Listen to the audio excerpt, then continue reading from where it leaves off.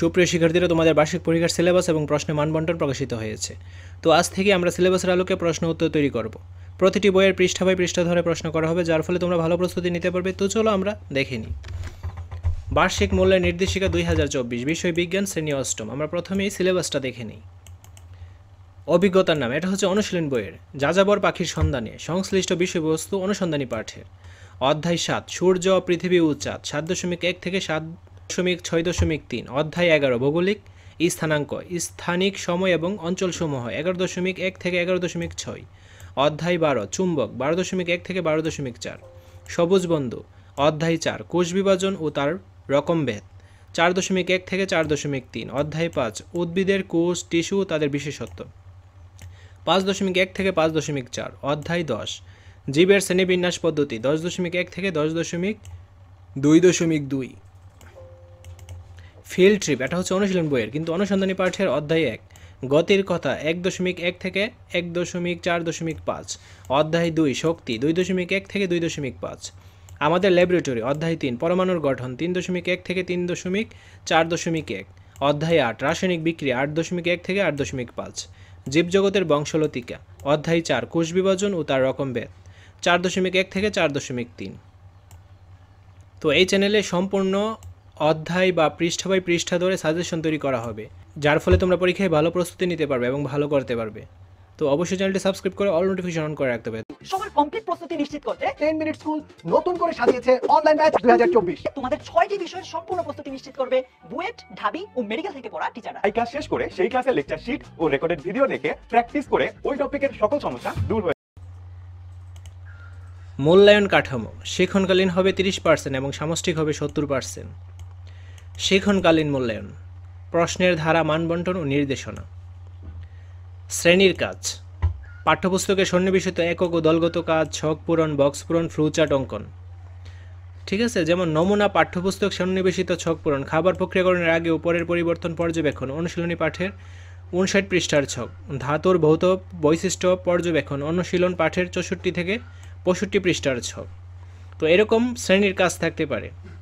তারপর অনুসন্ধানমূলক কাজ, প্রকল্প, প্রতিবেদন, উপস্থাপন, এরকম থাকবে 10 নম্বর। যেমন যে কোনো একটি জীব বা উদ্ভিদ প্রাণী সম্পর্কে শিক্ষার্থীর তথ্য ও সংগৃহীত তথ্য উপস্থাপন, অনুশীলনী পাঠের 77 থেকে 80 পৃষ্ঠার ছক। এটা জাস্ট একটা এক্সাম্পল দেওয়া হয়েছে। তো তোমাদের অনুশীলন বইটাও ভালোভাবে পড়তে হবে এবং এইগুলো অবশ্যই শ্রেণীর কাজ, তোমাদের টিচাররাই এটা মূল্যায়ন করবে।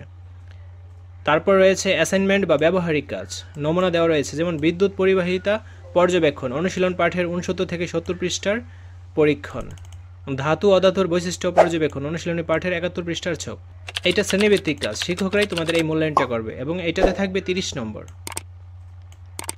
তারপর সামষ্টিক মূল্যায়ন, প্রশ্নের ধারা ও মানবণ্টন, এটা হচ্ছে রিটেন পার্ট। নৈর্ব্যক্তিক প্রশ্ন থাকবে, একটা হচ্ছে বহু নির্বাচনী প্রশ্ন আর একটা এক কথায় উত্তর। মোট প্রশ্ন থাকবে বহু নির্বাচনীর ক্ষেত্রে 15টা আর এক কথায় উত্তরের ক্ষেত্রে থাকবে 10টা।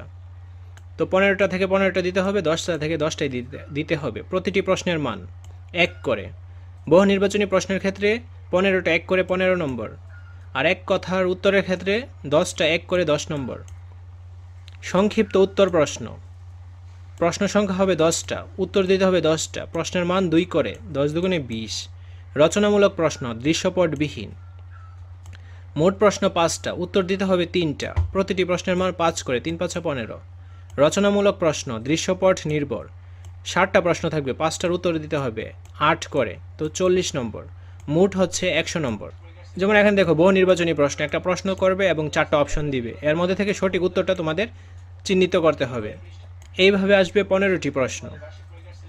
তারপর সংক্ষিপ্ত প্রশ্ন আসবে বা এক কথায় উত্তর আসবে 10টা। এই যে স্বর্ণলতা কোন ধরনের উদ্ভিদ, অর্থাৎ এক কথায় যে উত্তরগুলা। সৌরজগতের মোট ভরের কত শতাংশ ভর সূর্যের। ওজোন স্তর ক্ষয়ের ফলে মানুষের চোখে কোন রোগ হয়, এরকম আসবে আর কি।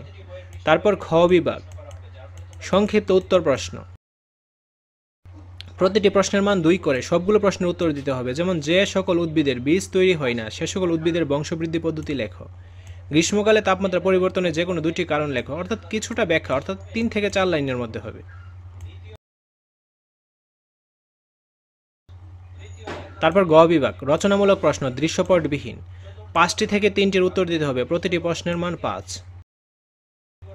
একটি উদাহরণের মাধ্যমে বৈজ্ঞানিক অনুসন্ধান পদ্ধতির ধাপগুলো আলোচনা করো।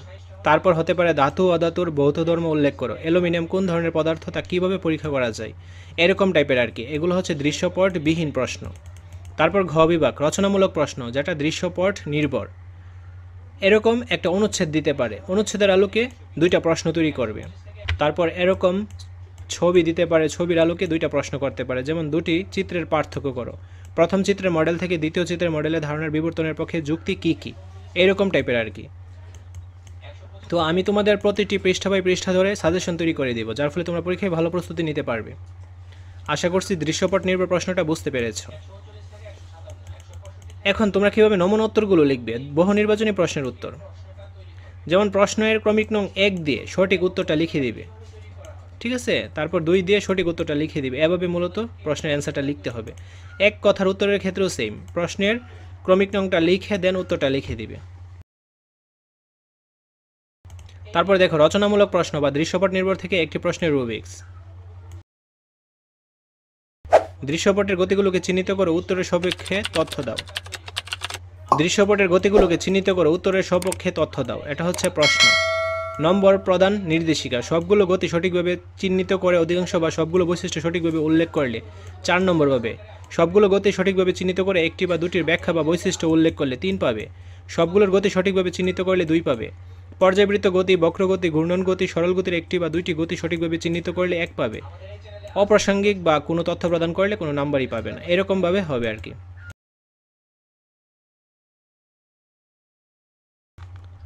তো সবার আগে সাজেশন ভিডিওগুলো পাওয়ার জন্য অবশ্যই চ্যানেলটি সাবস্ক্রাইব করে অল নোটিফিকেশন অন করে রাখতে হবে। ধন্যবাদ সবাইকে।